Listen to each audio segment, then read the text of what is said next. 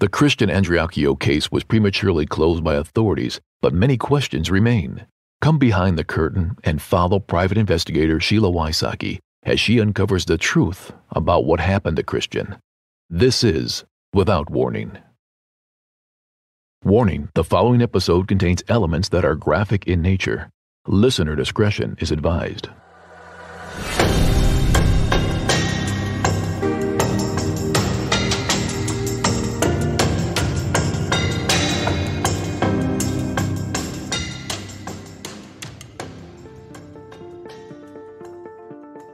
There has been a lot of talk about Christian, his text messages, and his relationships.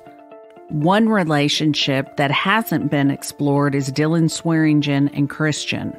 What is missing from the case file is the text messages and the deterioration of the relationship. Christian spelled it out with Dylan, but Dylan left that fact out when he was interviewed about the case. Their relationship was not good, but Dylan left out that fact when he was interviewed about the case. At the time of Christian's death, Dylan and Christian were not best friends or even hanging out very much together. Why? Let's explore. Dylan graduated from Northeast High School. He was involved in a motor vehicle accident around the 10th grade, which traumatized him. His friend was killed in the car accident. Dylan did not attend school for a year due to panic attacks and PTSD symptoms. Dylan lived across the street from Whitley's grandmother, and the two started socializing. Dylan was described as being quiet and anxious. Christian knew Dylan, but they really did not hang out with the same peer group. Dylan was involved in a relationship with a girl that ended badly for him. It took him a long period of time to get over this girl, and it was around this time that Christian and Avery broke up for the last time, and this triggered their friendship between Christian and Dylan due to both of them basically being newly single and on the rebound. Dylan appears to have been a supportive friend to Christian for the first few months of their friendship. At some point around July or August of 2013, Dylan began using drugs more heavily, and Christian told Whitley he did not want her socializing with Dylan due to his drug use and what Christian felt was a bad influence on Whitley. When Christian moved to Willow Ridge Apartments, Dylan began going over to the apartment when Christian was on the boat. Going by the content of Christian's text messages, Whitley's aunt, known as Mimi on the text messages, Kimberly, also stayed at the apartment a lot. Christian appeared to be upset about the relationship between Dylan and Kimberly to the point he was going to expose it to Houston, who was also friends with Christian. Josh also recounts an altercation between Dylan and Christian at a party in December. Christian and a friend of Christian's threatened Dylan due to his relationship with Kimberly. It was also noted that Christian was not texting or calling Dylan anymore, and there appeared to be a strain in their relationship. They definitely were not best friends that Dylan has attempted to portray. So Christian is going to call Dylan in an emergency because they're such close friends, according to Dylan. But remember, Christian is telling Whitley to stay away from Dylan. Christian is removing himself from Dylan. So we are to believe that Christian called Dylan in an emergency because they're such close friends. According to witnesses, Dylan goes to Anderson ER 2 days before Christian is killed, secondary to drug withdrawals. Dylan told witnesses he was taking so much of a drug that he was afraid he was going to unintentionally overdose. The hospital treated him for several hours, and then he was transferred to another hospital for drug detox. According to our witnesses, Dylan stayed less than 24 hours and then he checked himself out. This would be the morning of the 25th. One of our witnesses mentioned that he hadn't had drugs for 24 to 36 hours. He would be starting, quote, dope sick symptoms and would need money immediately. That brings us up to the 25th. Witnesses told us that Dylan tends to assume a victim role in most situations. He appears to be, quote, weak link in the cast of characters. When interviewing different people in this case, Dylan over and over was referred to as the weak link in the cast of characters. But they also pointed out that he has an anger or an underlying resentment of people he feels that have it easier than him, whether socially or financially. Several witnesses said he can be very vindictive when rejected, which causes me to ask the question, what truly was his relationship with Christian? Several witnesses pointed out that Dylan knows his way around phones. He knows how to fix them, and he's very good at getting into phones. So when Whitley's phone was broken, he supposedly took it over to AT&T to get it fixed. Whitley's phone being broken is another fluid story, but the police were told that Christian broke Whitley's phone, so Dylan, the very supportive friend that he is, and the tech-savvy guru is going to go over to AT&T and supposedly fix the phone. The witnesses I spoke to said he wouldn't have to go to AT&T in order to get the phone fixed. He would have been able to do it himself. Our witness also said he tends to be overly involved in relationships, whether it's friends or girlfriends. We were told that Dylan feeds off the fact that he can fix phones and break into phones, and he is tech savvy. That's where he gets his self-esteem. Also, talking to some of the people that have worked with him, they said that he has a poor self-image and is very socially awkward. When we tried to talk to Dylan on several occasions to get his side of the story, what we noticed was Dylan uses his girlfriend as his protector. Through the tip line, we also got tips that not only does his girlfriend protect him, but his mother does as well. We were told that Dylan always plays the victim and they are there to protect him.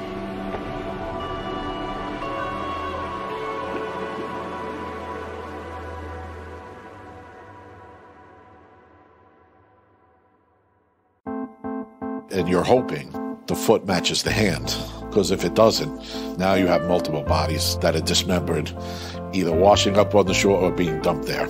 I'm Detective Carrie Riley, and I'm here to tell you about Breaking the Case, a true crime podcast written and produced by the New York City Police Department. Someone somewhere is missing Monique. Once we know who she is, it'll be that much easier to find who killed her. Available wherever you listen to podcasts, starting October 29th. Mike J. and I went to Meridian to follow up on some interviews. When we were there, we stopped by Dylan's to see if he would talk to us. We want his side of the story. Here is Mike talking about his observations when we went to Dylan's apartment. One of my favorite Meridian parts, though, was Dylan. Dylan lives in an apartment with his girlfriend, and I've never seen anybody hide behind women more than Dylan Swearingen. Anytime we go to talk to Dylan, some lady is in our face telling us to get lost or whatever.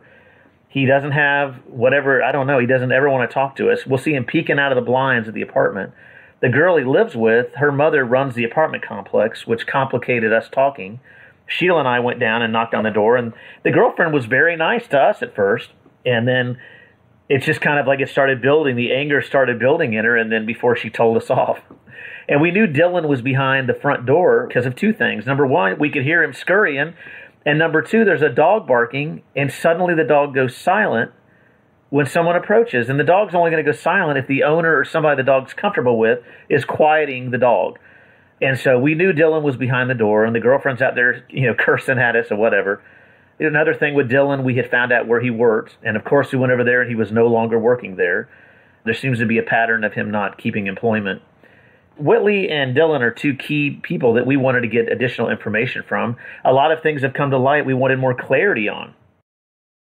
Now, Dylan had a very close relationship with his maternal grandfather. He appeared to have been a father figure to Dylan most of his life. Looking at the overall profile of Dylan, he does not appear to be a happy person. He's been in and out of jail, and we'll talk about that more later. His friendship with Christian was not in a good place. His relationship was going to be exposed, and he potentially could be losing 3 people in his life at the time of Christian's death. Again, hearing that he has this underlying resentment for people that he feels like has it easier than him, you got to wonder if he felt Christian had it easier than him, and there was jealousy or anger towards Christian, plus his friendship was being rejected at that time. Not to mention that he was coming off of drugs at the time of Christian's death. All that combined, was it the perfect storm? Now that you have a background and a profile of Dylan, let's go through some of the areas of the police report and what he told investigators. Let's see if we can figure out what was going on. Dylan told the police that when he and Christian arrived at the apartment that morning, Whitley and Christian immediately began arguing. Dylan then said during the argument, Christian put a gun to his head and threatened to shoot himself. Whitley, however, never mentioned this incident to the police. I am sure you're asking the same questions I am asking. Where did the gun come from? Was it on Christian the whole time, or did it just appear? Did Dylan and Christian stop at Christian's lockbox and pick up the gun? Common sense would dictate you ask questions like that. Dylan says that after Christian and Whitley calmed down, he told them he was going to leave and get food and asked if they wanted anything.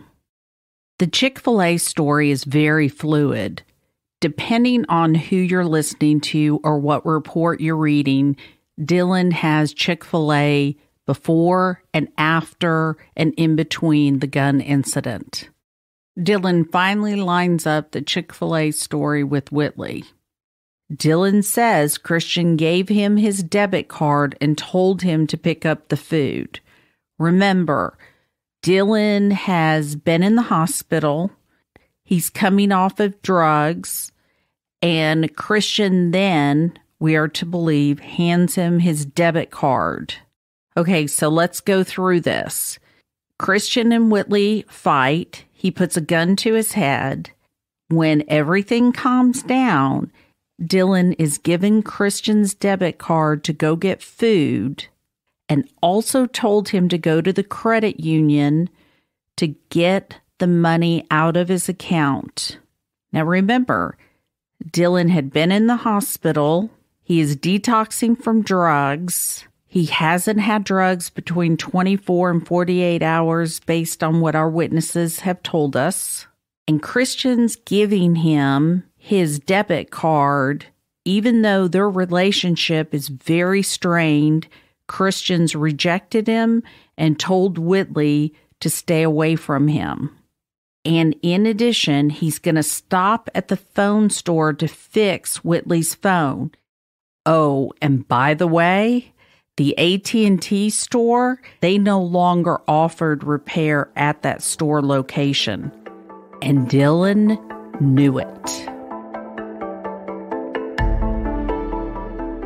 Daily Harvest is a proud sponsor of Without Warning podcast. We're all overbooked, constantly running on empty. For me, I'm always rushing to produce episodes and then working through my investigations. I barely have enough time to eat complete meals, let alone prepare healthy ones. But being busy doesn't mean you have to resort to takeout or overly processed food. That's why I love Daily Harvest. I have it available not only for myself, for the company that comes to visit. Daily Harvest gives me the option of having more fruits and vegetables, and thoroughly sourced chef-crafted foods for myself and my company. I am able to choose 65 different options like smoothies, hearty soups, harvest bowls, lattes, and overnight oats. It's so convenient. I just reach into the freezer, pull out what I need, and I'm able to eat it at my desk or on the go. Go to dailyharvest.com and enter promo code WOW to get $25 off your first box. That's promo code WOW for $25 off your first box at dailyharvest.com. dailyharvest.com.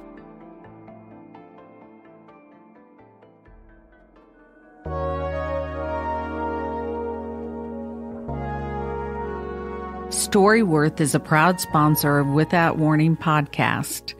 I was already a subscriber of Storyworth. My son gave it to me as a present, so I know the benefits of Storyworth.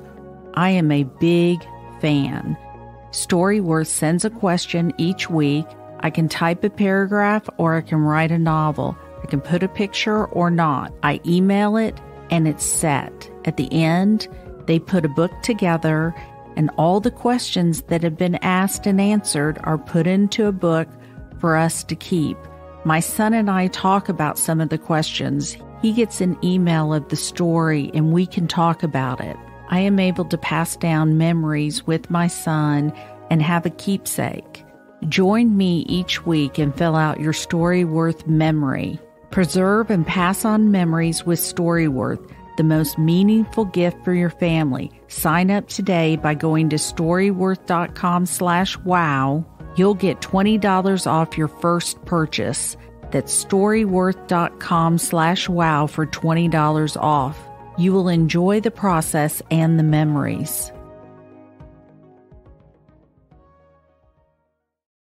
Now let's go to the credit union. Dylan goes to the credit union to withdraw money around 12:30. That is what is on video.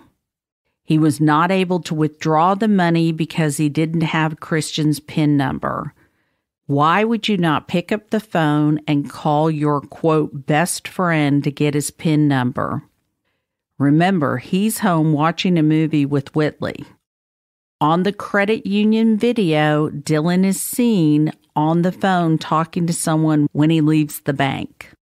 After Dylan leaves the bank and he's on his way back to the apartment, he stops at Best Buy.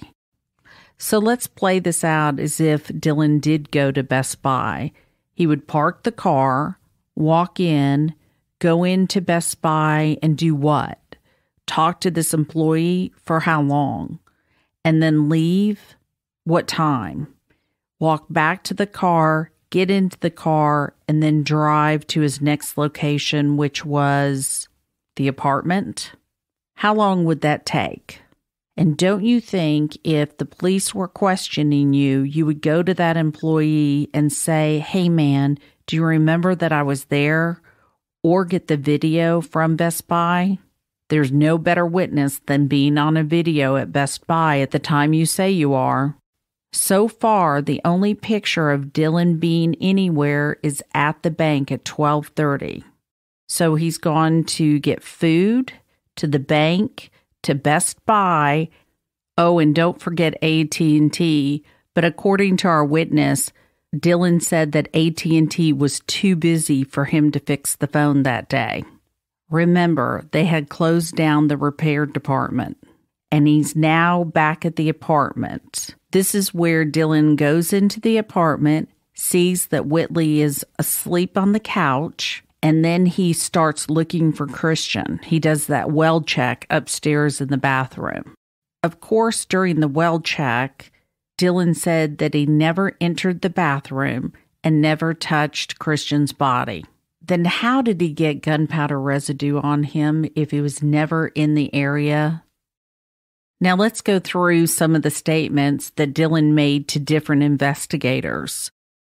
Dylan tells an investigator that when the police arrive at the apartment, the police state that they are going to do a GSR test and that if Dylan or Whitley had shot guns, that they would test positive. That's when Whitley said that she had been shooting on a country road. Gun night first came from Dylan. Next, Christian and Whitley had been fighting over another boy that she had been hanging out with. Christian came home because Whitley spent the night with this boy. Quote, his name is Matt Miller, end of quote. Whitley does not bring up Matt Miller in her police statement, nor to her interview with the investigator. Dylan is also the source for the statement that Christian had put a tracking program on Whitley's phone. He told the investigator that Andreacchio had placed a tracking program on Goodman's cellular phone, and it showed that she was spending a lot of time at Matt Miller's residence. In Dylan's first statement, after Christian supposedly holds a gun to his head, it magically disappears and they watch a movie. When Dylan's talking to the investigator, he changes his narrative. The detail of watching a movie that Dylan included in his first statement does not get mentioned during that interview. Dylan is also the source of the yelling and arguing between Whitley and Christian. Dylan was the one who said, Christian yelled, "Do you love me?" In the first statement, when Christian held the gun to his head, Dylan was present. In the second statement, when he talks to the investigator, Dylan's upstairs peering over the guardrail and hears Christian say, "Do you love me?" Dylan is the source that Christian was angry and threw Whitley's phone against a wall and broke it. But being a good friend, he's the one who's going to go get it fixed. Dylan was the source of the word suicide.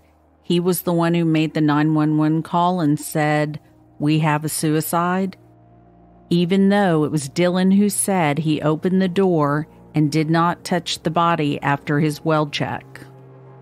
Dylan is the source of that information. Does it make it true if Dylan said Christian told me to take all of his money and gave me his card, but didn't give me his PIN number? So we are to believe that Dylan is such a good friend to Christian that he is going to give him all of his money before he takes his life. He's not going to give it to his brother or his sister or leave it for his mom, but Dylan is the one person he picked for the money. Or give it to Whitley, who supposedly is the love of his life. No, Dylan's the one he's going to give the money to. He's going to give him all his money, but not give him his PIN number.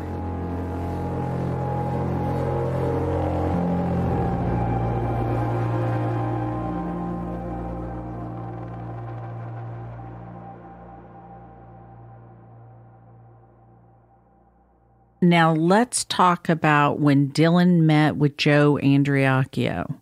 After the death of Christian, Dylan went over to ask about the life insurance policy for Whitley.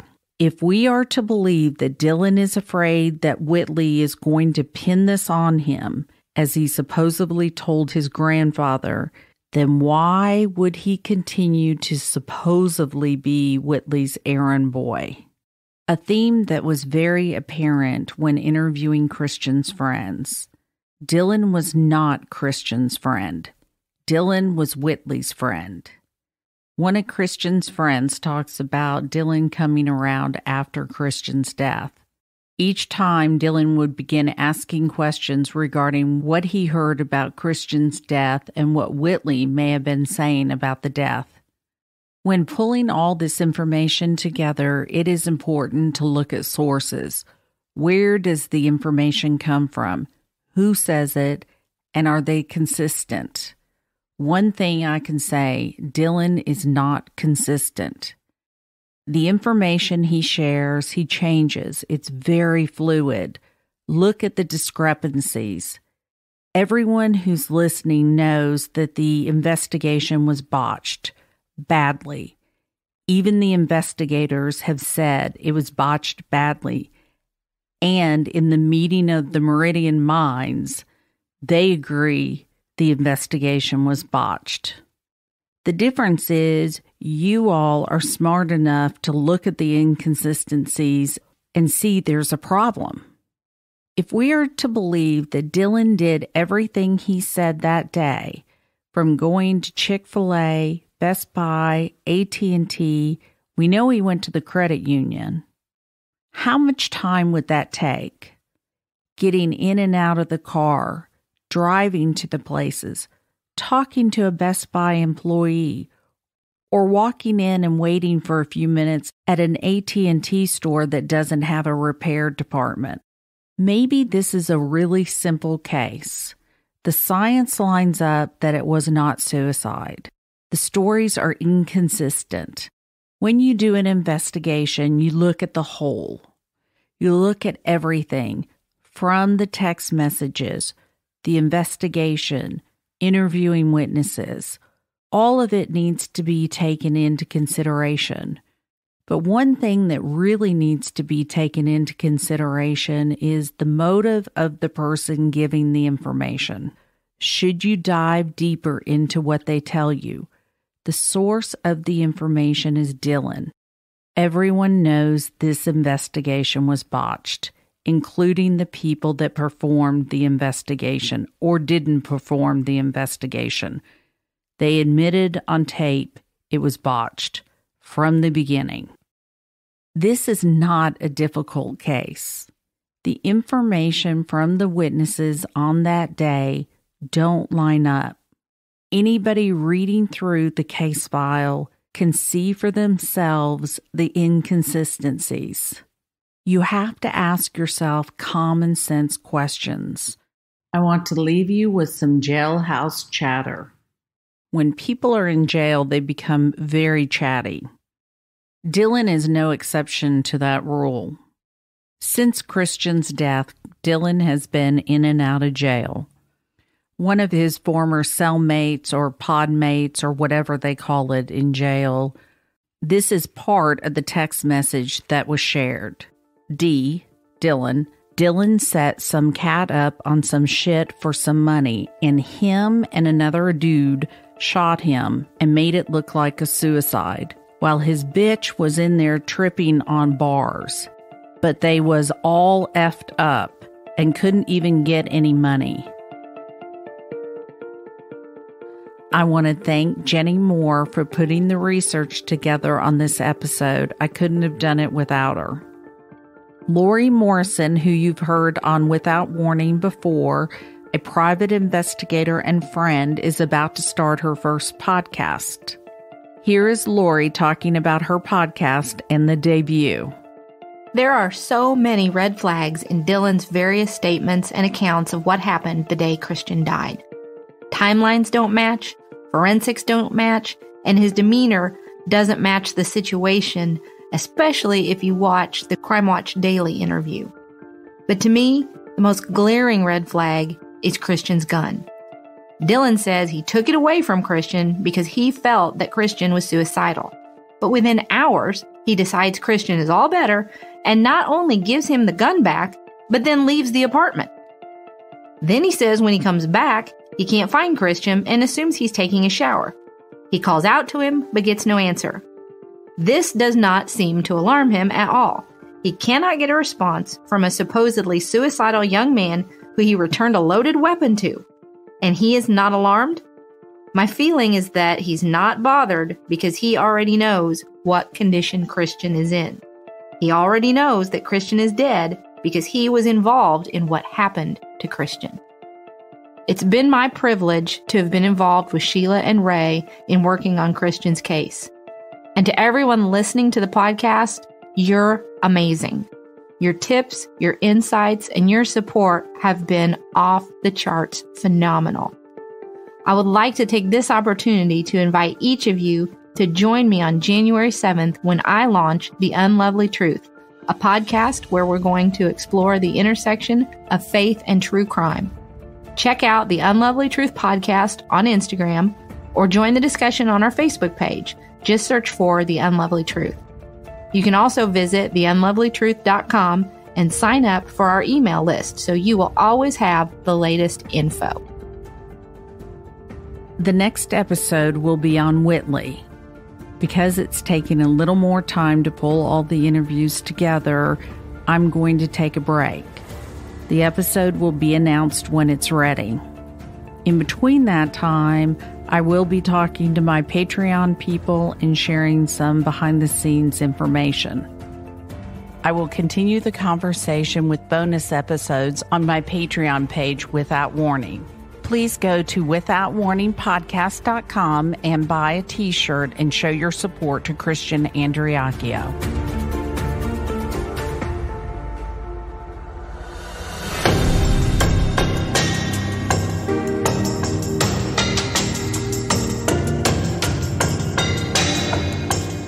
Christian's family gives their full permission for any and all details to be shared in hope that the truth will come out. If you know anything at all, call 1-888-599-0008 or email tips@SheilaWysocki.com. If you or someone you know is dealing with suicidal ideation or is actively thinking about taking their life, please call the National Suicide Hotline at 1-800-273-8255. If you enjoyed listening to this podcast, join Patreon today. Without Warning, Executive Director, Executive Producer, and Host, Sheila Wysocki. Mix and mastering by Resonant Recording. And announcer, Tim Evans.